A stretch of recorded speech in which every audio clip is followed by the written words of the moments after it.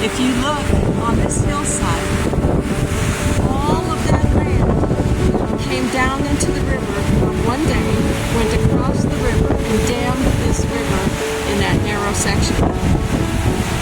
And when it did, the river on the other side rose by 15 feet, and I was sitting on the riverbank when it happened, and the water started coming up. And I thought to myself, this isn't natural, this isn't normal, something's wrong.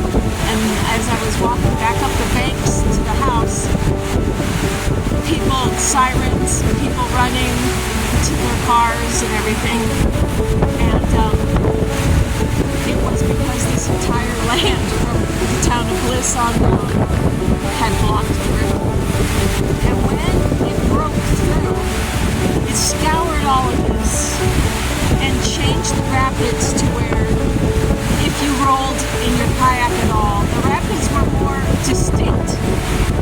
And then now they'll just cut you to pieces. They're no longer like waterborne boulders. So we now take out way upriver, closer to Bog Farm actually. We're probably 3 miles down the road from my house. So that's the Snake River.